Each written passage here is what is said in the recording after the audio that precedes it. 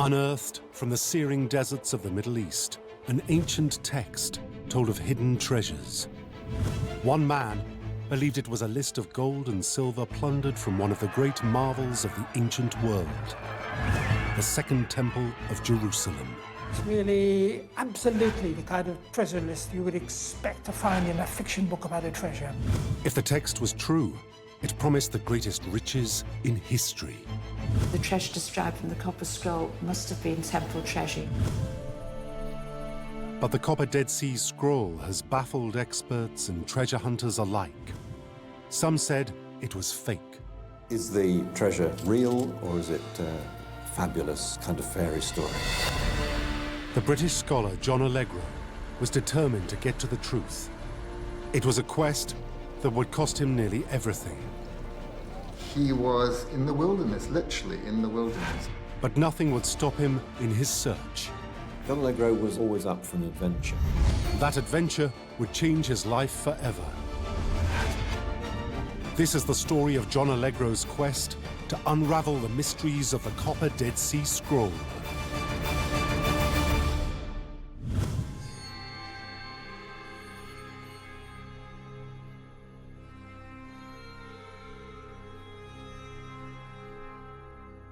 The story of the Copper Dead Sea Scroll began with a chance discovery on the shores of the Dead Sea in what was then Jordan in 1947. A young Bedouin shepherd, looking for his goat among the high cliffs, had come across a cave. In the dark void, he discovered tall earthenware jars containing rolls of parchment wrapped in cloth. These were the first of the fabled Dead Sea Scrolls, dating back almost to the time of Christ, the oldest biblical texts ever found. So precious, they were priceless.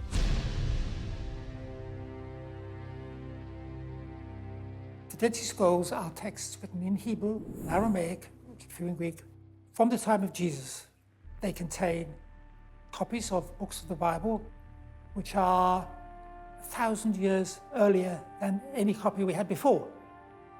They fill in a gap in our knowledge, and they enable us to discover the roots of both Christianity and Judaism. They are fantastically important. The Bedouin were quick to realize the value of their find, and a frenzy of scroll hunting began. The number of items that came out of caves was enormous, maybe 87,000 different fragments, representing about 940 different individual scrolls. In Jerusalem, scholars were desperate to preserve the fragments, so they bought the scrolls from eager Bedouin, selling the precious manuscript parchment at high prices. With the Dead Sea Scrolls, we've suddenly got an enormous quantity of Hebrew and Aramaic literature from the time of Jesus.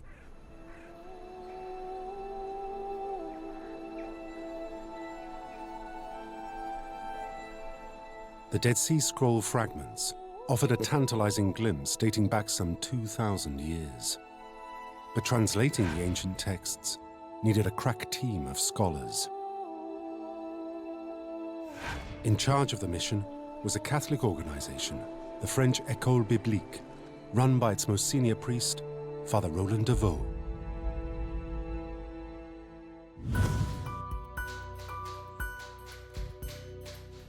He put out an urgent call to the world's finest biblical scholars. At the University of Oxford, the request was put to a talented PhD student, John Allegro. He was no bookish academic. He was a man who had once faced the worst of human nature.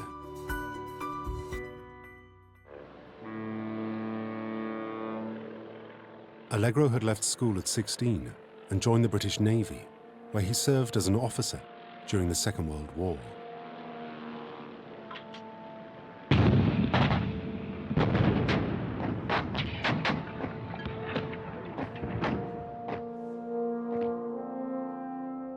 After the conflict, he immersed himself in history, studying the original languages of the Bible, Greek, Hebrew, and Aramaic.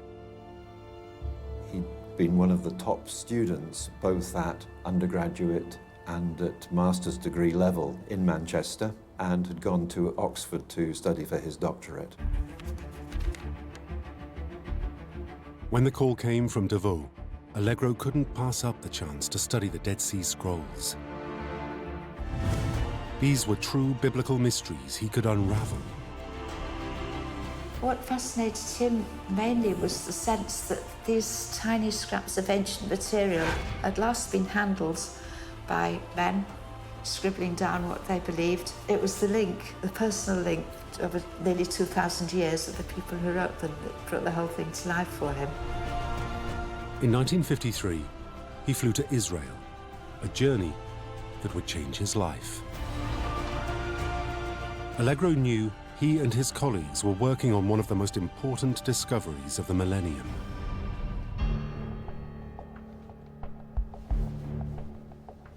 But one scroll in particular caught Allegro's eye. Unlike all the others, it was not made of papyrus. The copper scroll is made of very well refined copper. This strange copper scroll was discovered in 1952 in a cave located along a small area on the shores of the Dead Sea, known as Qumran.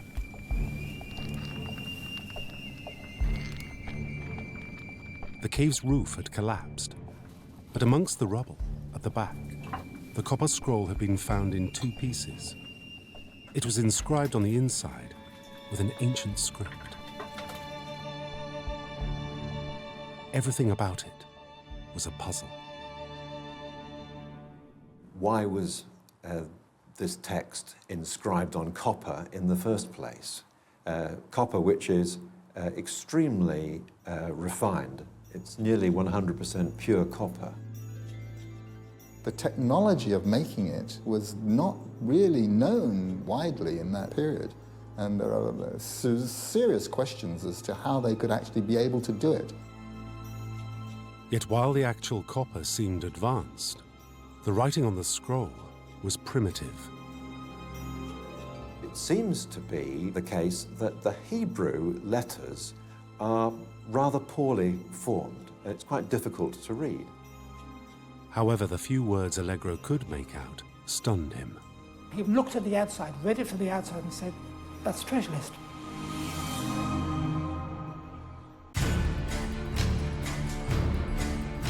Allegro couldn't believe his eyes. It seemed he was looking at the answer to one of the great mysteries of the ancient world. In AD 70, the Romans sacked Jerusalem and ransacked the Second Temple. The temple was the holiest place in the Jewish faith. Built on the site of the fabled Temple of Solomon, it was filled with vast treasures accumulated over centuries. Some of the treasure is gold and silver. Some of it is pottery and other artifacts, the possessions of the high priest. The precious items that were in the temple at Jerusalem would have been of enormous value, huge amounts. The Romans looted, plundered, and destroyed it.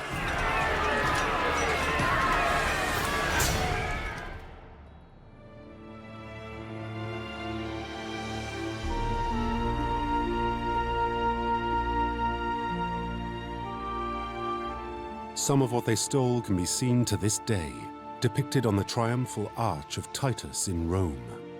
You can see a huge menorah, which is the seven-branched candlestick that would have been standing in front of the ark. There were trumpets, there were other chests of, obviously, things taken by the Romans back to Rome. Folklore says the gold and silver was used to pay for the building of the Colosseum. But some believe that the Romans didn't steal all the treasure, that part of it was hidden away by the temple priests. Could Allegro be looking at a 2,000-year-old treasure map that might lead him to one of the greatest discoveries of all time? Experience the past like never before with History Hit's award-winning original documentaries and ad-free podcasts with our expert historians like Dan Snow, Susanna Lipscomb, Lucy Worsley, Mary Beard, Tristan Hughes, and myself, Matt Lewis. Sign up for an exclusive discount using the link in the description and embark on your historical journey from the wonders of ancient Egypt and the life of Anne Boleyn to the rise of Napoleon Bonaparte and the discovery of Shackleton's endurance. Get history wherever, whenever, exclusively on History Hit. But frustratingly, he couldn't unravel the scroll. It seemed that 2,000 years of corrosion ensured its secrets would remain secure. When it was discovered, the copper had become completely oxidized, that is, extremely brittle. So scholars recognized immediately that should they try to open it by unrolling it, it would simply disintegrate. All sorts of solutions were proposed to open the copper scroll. A number of really quite ridiculous suggestions were put forward. One, for instance, was that you could reduce the copper in hydrogen, but the whole thing would have just disintegrated and you'd been left with nothing. That turned out to be one of the more sensible ideas. Another absurd attempt was the idea that you could use electrolysis to reduce the copper back from its oxidized state into its metallic state. Absolute metallurgically nonsense. Numerous methods were considered, but all were rejected.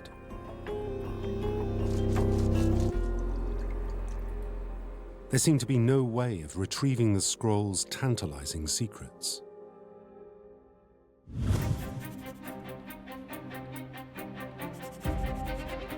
But Allegro refused to be beaten, and he believed he had the answer. Allegro was the kind of character that wouldn't just say, yes, it'd be a nice idea if we could open it, wouldn't it? He very definitely would say, well, how are we going to open it? Let's do it. He was now lecturing at Manchester University, which boasted one of the finest engineering departments in the world. The challenge would be a golden opportunity for them. But their response took him by surprise. Allegro's head of department in Manchester was very determined that the reputation of the University of Manchester should not be put at risk by something going disastrously wrong with this scroll.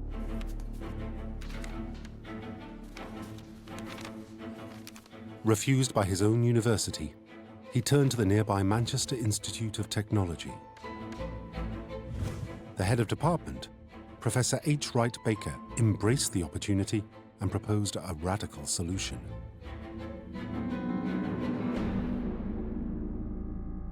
Professor H. Wright Baker was one of the top mechanical engineers, certainly in England and probably in the world. He came up with something that no one had actually applied before, as far as I know, to heavily corroded materials. Baker's plan was to coat the scroll with strong epoxy resin to stop it disintegrating. Then he would cut through the top layer of the metal scroll, slicing it from one end to the other, cutting away a single section of scroll at a time. He had a little circular blade which would cut just 1 millimeter, straight line. After each cut, he'd rotate the scroll to cut and peel away another section. The trick also, of course, was to try to cut in places where there wasn't any writing. He began the job in the utmost secrecy. Baker was so nervous about making the first slice and destroying the precious scroll that he went ahead without even telling Allegro.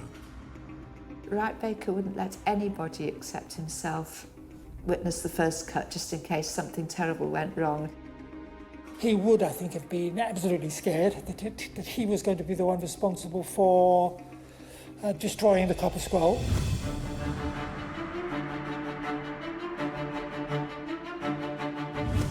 On October the 1st, 1955, he made the first cut. It took just 10 minutes. In the following days, Baker made the remaining slices. In the cutting open of the scroll, only one letter of Hebrew was actually lost. This is quite remarkable. Wright Baker did as fine a job as anybody in the world could have done.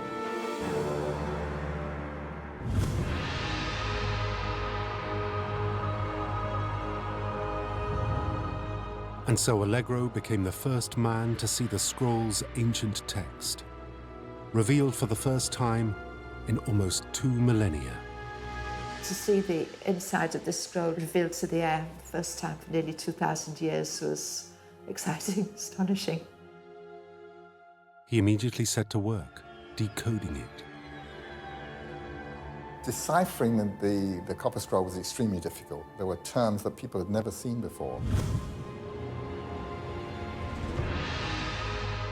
And soon, he found a further mystery. The script had been written by several different people. It seemed that the scribe, or in fact scribes, because I think they found at least 3, if not 4, different hands been at it, could possibly not have really understood what they were copying.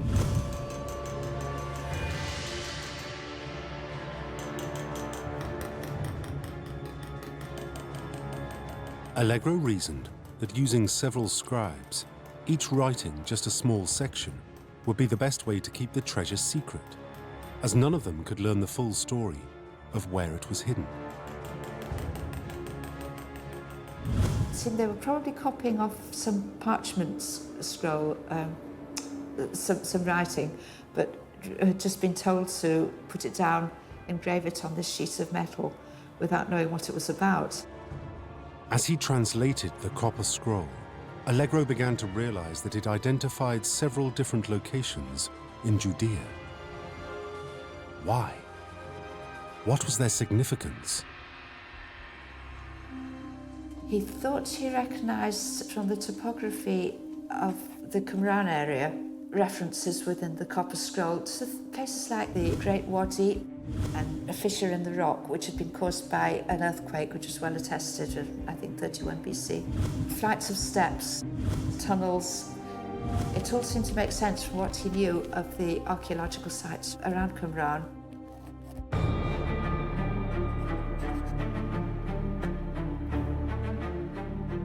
But critically, the more Allegro studied the scroll, the more certain he became that there was only one place the riches it described could have come from. The treasure described in the copper scroll must have been temple treasure. He couldn't think where else would have had such a wealth of gold coins, tithe vessels, and gold bars, silver bars, precious metals, precious stones.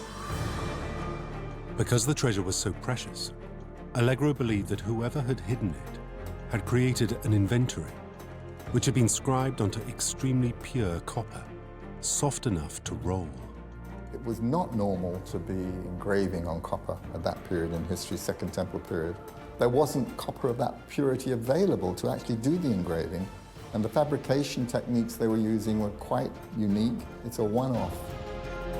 Unlike papyrus or parchment, the scroll was made to last, possibly for hundreds of years, awaiting a time when it was safe to recover the treasure.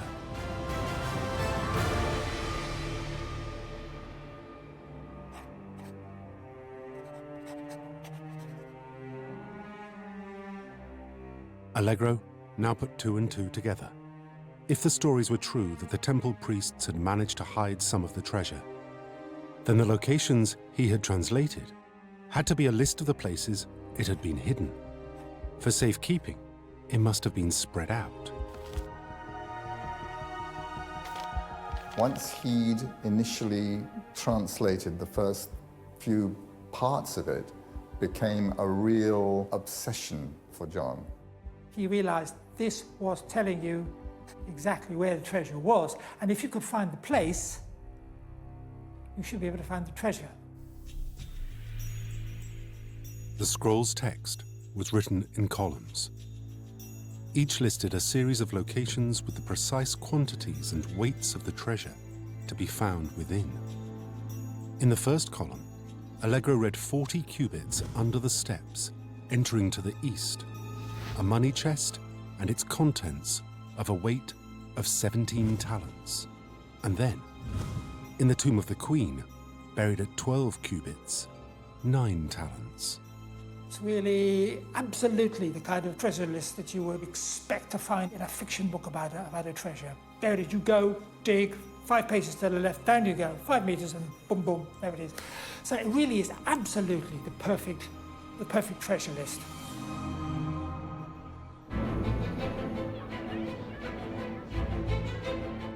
Allegro sent his translation to Father Roland de Vaux, the man in charge of the Dead Sea Scrolls project.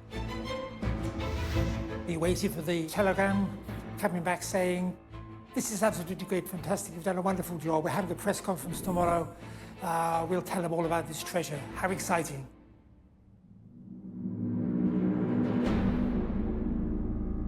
But the answer was not at all what he expected. The reaction from Roland de Vaux was, don't tell anyone. If it's treasure, we don't want anyone to know about it. Keep it completely under your hat.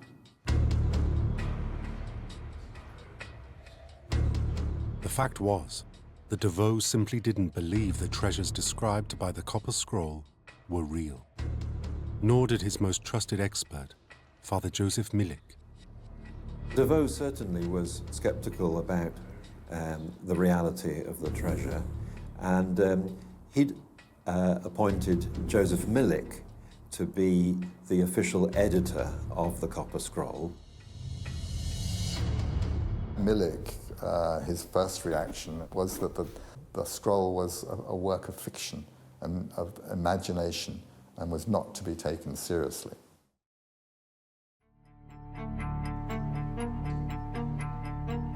Unlike Allegro, Milik and de Vaux felt that the sheer amounts of gold described in the scroll couldn't possibly be genuine.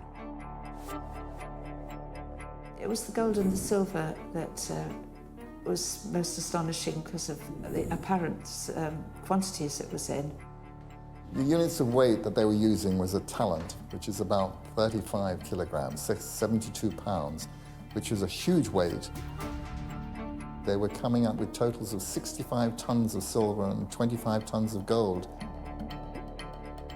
If the scroll weights were correct, it listed a quarter of all the known gold in the world at the time and all of the known silver. It made no sense, though Allegro thought he had an answer.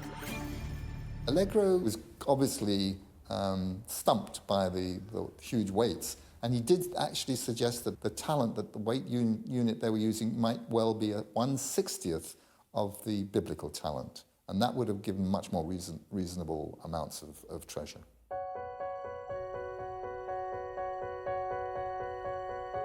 De Vaux and Milik had another problem. All the other Dead Sea Scrolls were written on parchment. Why was this the only one engraved in copper? However, Allegro argued that this just added to the scroll's credibility. John Allegro was convinced that the treasure was real because the scroll was made of copper. It wasn't parchment or papyrus. Who would be writing such a fairy tale on copper? But was it just that? A 2,000-year-old fairy tale? De Vaux and Milik's doubts threw the whole credibility of both the scroll and Allegro into question. This was his baby. He'd gone to all the trouble to get it open, and now he was not only being denied any of the spoils of his triumph, he was kind of being pushed aside, put out of the picture.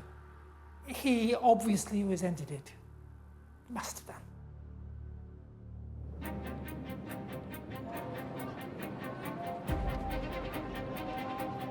Despite their reservations, the École Biblique did agree to unravel the full text of the scroll. So in 1956, the second, larger section was sent to H. Wright Baker's laboratory.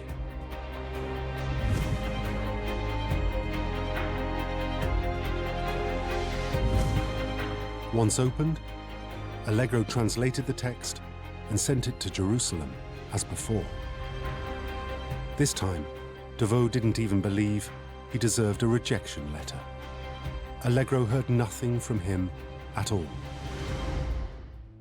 Suddenly, he found he was getting a very chilly reception indeed. He gathered that everything had changed. In fact, everything had been poisoned for him in Jerusalem. Convinced it was a fake, Devoe refused to let Allegro publish anything about the copper scroll.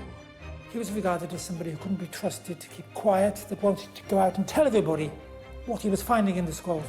Allegro protested, demanding to be heard.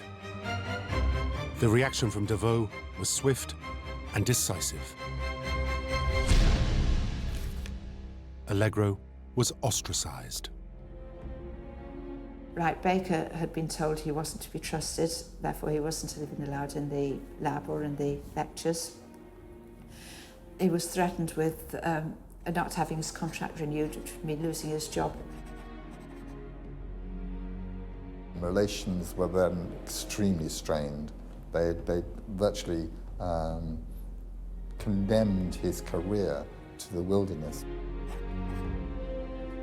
His career went downhill, his health went downhill, and psychologically he was really, really damaged. It's almost as if they were saying your work has been useless. Allegro returned to his base at Manchester University. There he waited patiently for years to be allowed to publish his own account of the Copper Dead Sea Scroll. Then in 1959, out of the blue, Devoe's lead scholar, Father Joseph Milik, published his official translation of the scroll. They said it was a collection of fabulous treasure, so fabulous that it could only be fictional. End of story. And he knew perfectly well that wasn't so. He couldn't believe that they really, really believed that. He was very upset, particularly because he didn't agree with a lot of the wording of Milik's translation.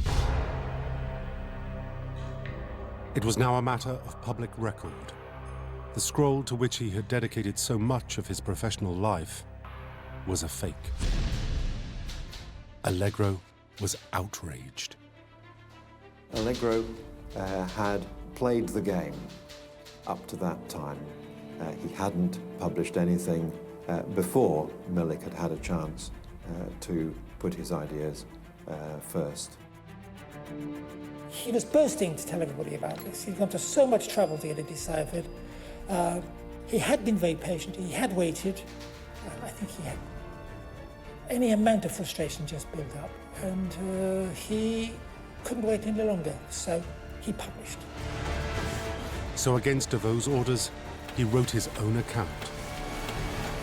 News of the treasure was an instant hit. The book sold very well and very widely. It stirred the public imagination with the Dead Sea Scrolls once again.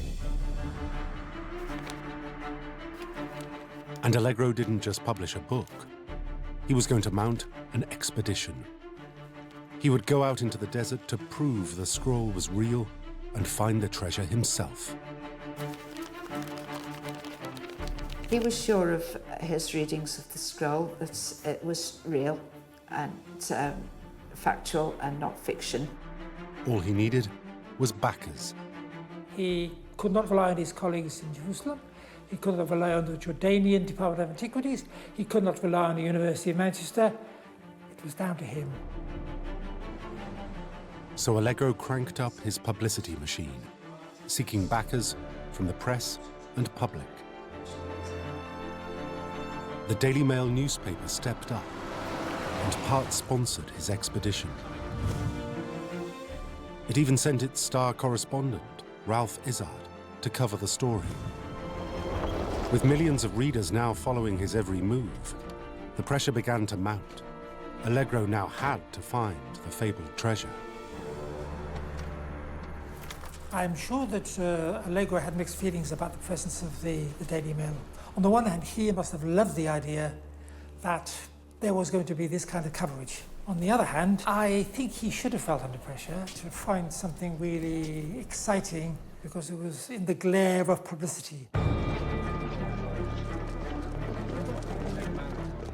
The pressure was all the greater because he now had much of the Jordanian army at his disposal, courtesy of his second sponsor, King Hussein of Jordan. King Hussein recognized the huge significance of the Dead Sea Scroll material. The king personally supported Allegro's quest and mobilized his forces on the ground. King Hussein gave help with making the Royal Jordanian Army landing craft and overland vehicles, and also helicopter support available, which was extremely useful in ferrying supplies out to the camps. Allegro recruited a band of skilled but amateur enthusiasts. Archaeologists, architects, surveyors, technicians, and a cameraman to photograph the terrain described by the copper scroll.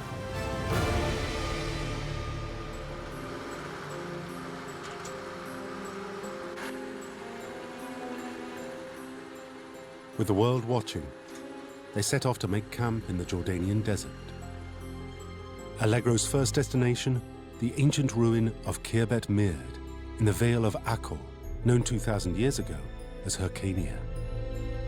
It was a fortress that Allegro believed was once the palace of King Herod of Judea when the scroll was made. Allegro's translation told him that 40 cubits, about 18 meters, under some steps, entering to the east, lay a money chest, its contents weighing 17 talents, nearly 2 kilos. And incredibly, they found something.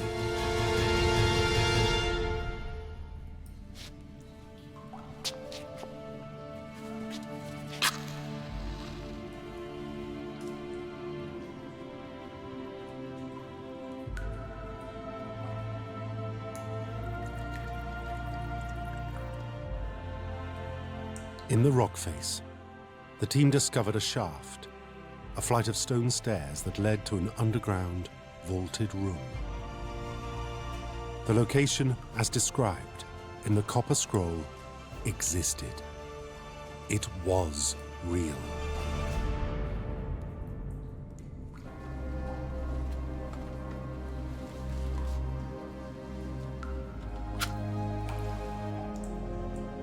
But vandals had wrecked the site.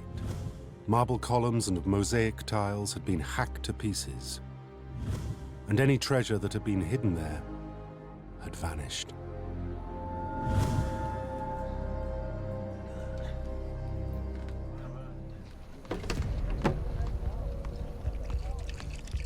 And then it got even worse.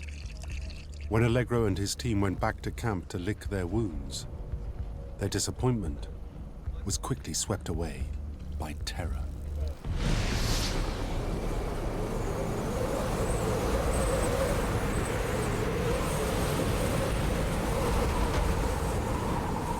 A powerful storm hit Allegro's camp.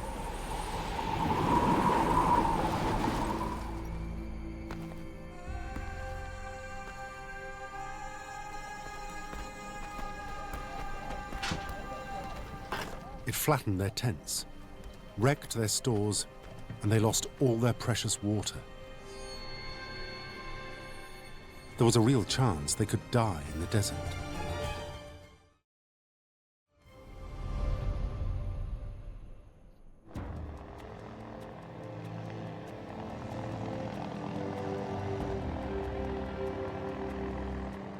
But luckily, Allegro's friend, King Hussein, had been keeping a close eye on the expedition.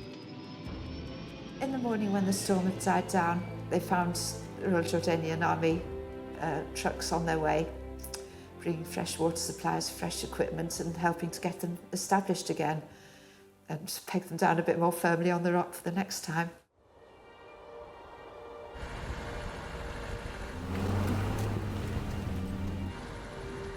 Disaster averted, Allegro's next stop was Khirbet Qumran, an ancient settlement about a mile inland from the northeast shore of the Dead Sea. The Copper Scroll does mention as one of the hiding places of treasure a place called Sakaka. And Sakaka is quite possibly the name of Qumran itself. And many of the places mentioned in the Copper Scroll do seem to point to the Qumran area. Khirbet Qumran had been home to the Essene Jewish sect, who'd written and hidden the Dead Sea Scrolls in the local caves. If the scrolls had survived untouched for 2 millennia, perhaps the treasure was untouched too. In fact, coins had been found in the area only a few years before. A hoard of silver shekels had been discovered, and this had led some people to think that maybe the Copper Scroll described the rest of the Essene treasure.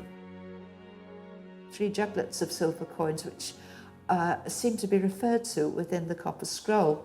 And if the Romans or the Bedouin or anybody else who looted the place had happened to miss these 3 juglets of silver coins, who knows what else they might have missed.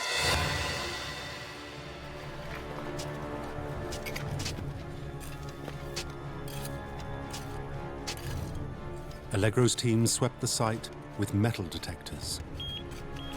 The occasional ping of the machines raised their hopes.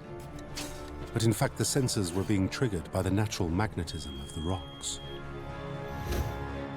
By now, press from around the world were following Allegro's treasure hunt. They needed a story.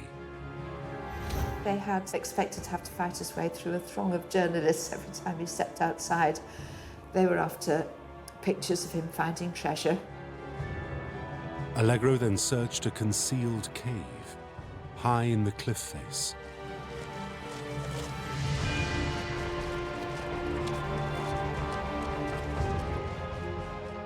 He found bones and pottery dating from 400 BC. But no treasure.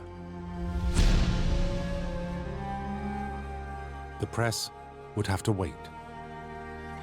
Allegro had found the locations mentioned in the Copper Scroll, but its treasures still eluded him.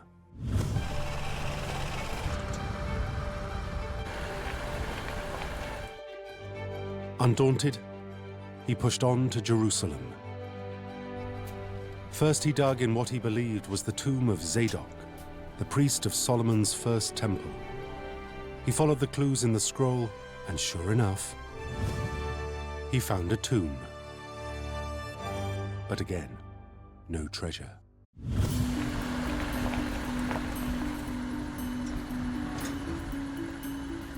But he had one final plan.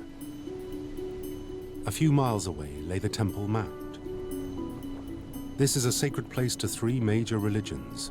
To Jews, it is the site of the now destroyed temple. To Muslims, it is from where the Prophet was taken to heaven. And to Christians, it is the place where Christ was buried, the Holy Sepulchre. Because of its extraordinary religious sensitivity, no one is allowed to dig there. But Allegro was determined to try.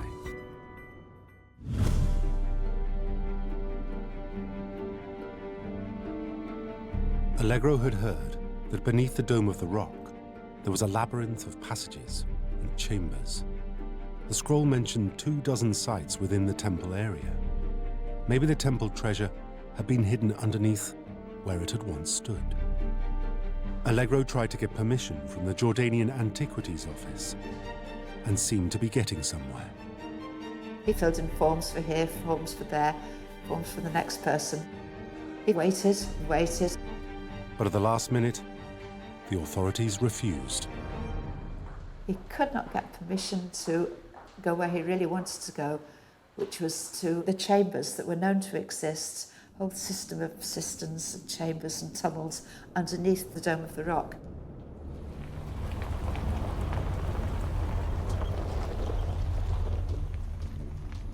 Despite his friendship with King Hussein, the army denied him access.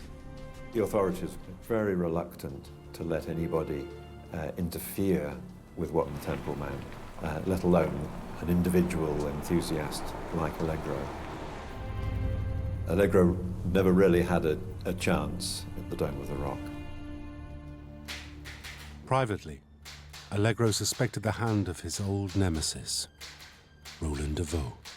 He didn't have hard and fast evidence. It was just a suspicion due to the fact that they published some article which sounded as if it was rather rejoicing in the fact that the Allegro expedition hadn't been allowed to go very far, which made him think that they'd had something to do with stopping him. Allegro was more frustrated than ever. In Khirbet Mird, Allegro found nothing, and in Jerusalem he also found nothing. That is, of course, he found nothing where he was actually allowed to look.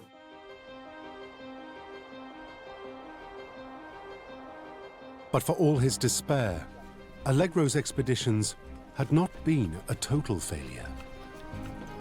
They found very little in the way of actual treasure. They found possibilities. They're enough to confirm John's readings of the Copper Scroll, the places where there were likely to have been deposits laid.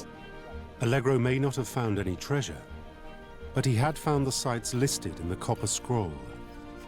That at least suggested that he was onto something.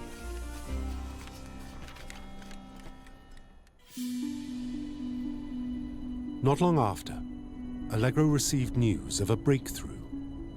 A Bedouin friend had found secret caves that might hold the precious temple treasure. Back in Manchester, he went into fundraising mode once more.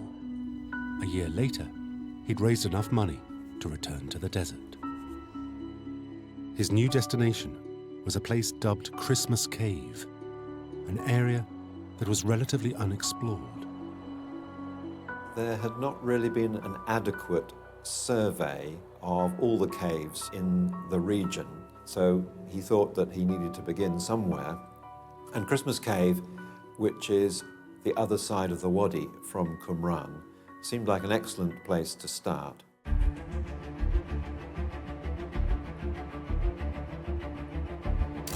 Allegro now set up camp on the southernmost shores of the Dead Sea. And this time he'd brought a huge and diverse group of adventure seekers. The hard work would be done by local Arabs, but he also was open-minded enough to take with him some student teachers. He used their enthusiasm to match his own as he set out on his quest. Joining the archaeologists and surveyors were a dozen female students. It still was pretty unusual for young women to join expeditions to places where there were absolutely no facilities of any sort, living in tents, no running water, no water at all except what was found in the pools and the wadis, absolutely no toilet facilities. But it was a big adventure and they coped extremely well.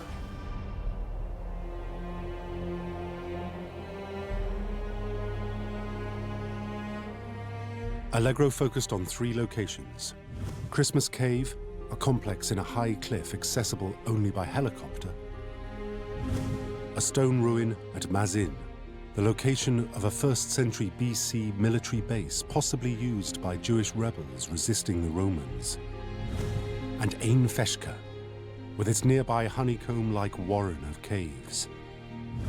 Once again, King Hussein lent his support, forcing his government to fast-track excavation licenses, whilst airlifting the equipment into camp. Soon Allegro and his trusted team could set off for Christmas Cave. They wormed their way inside and it was very dark and full of bats and they didn't think it was going anywhere, but the tunnel went on and on. The cave had already produced Roman period oil lamps and jugs of silver coins from Byzantine times. Surely there could be more.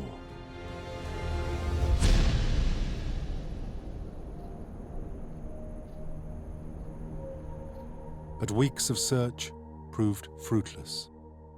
The explorations to Mazin and to the caves near Ain Feshka also turned up nothing.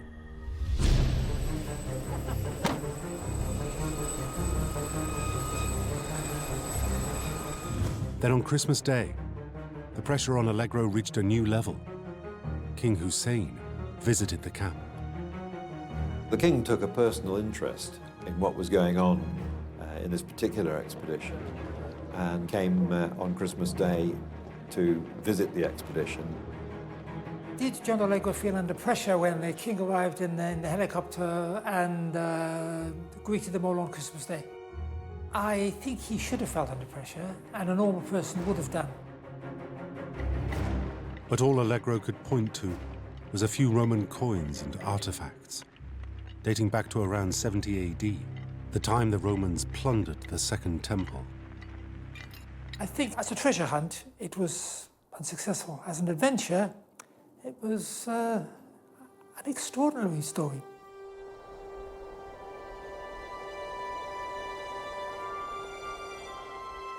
But for Allegro, adventure was not enough. He had given a decade of his life to unraveling the mysteries of the Copper Scroll. He'd been vilified, his career almost ruined, and he'd taken great risks to search for the hiding place of the ancient treasure. But finally, reluctantly, Allegro called time on his last expedition. He had failed to find any treasure listed in the Copper Scroll. John Marco Allegro died in 1988. He went to the grave almost alone in the belief that the Copper Dead Sea Scroll was authentic.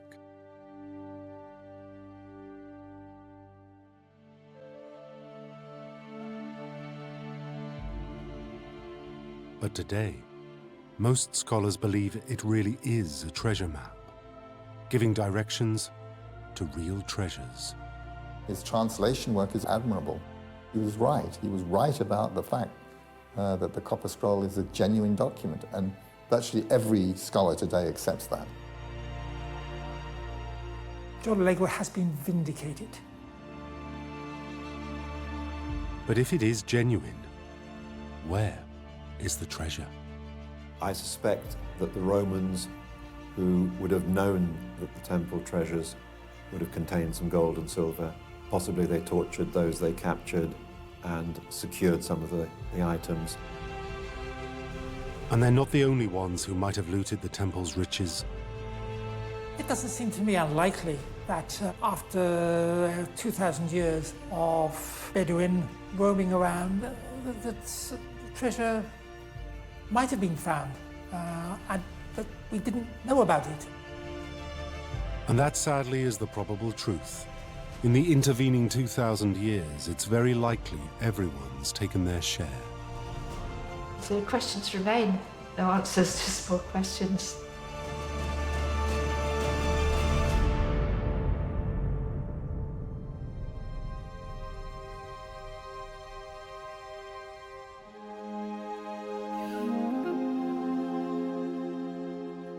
But there is one other possibility. A small section of the Copper Scroll tells of another scroll, hidden in a tunnel in northern Kholit, containing further secrets of buried temple treasure. But the location of Kholit remains a mystery, and that means that at least some of the treasure could still be out there.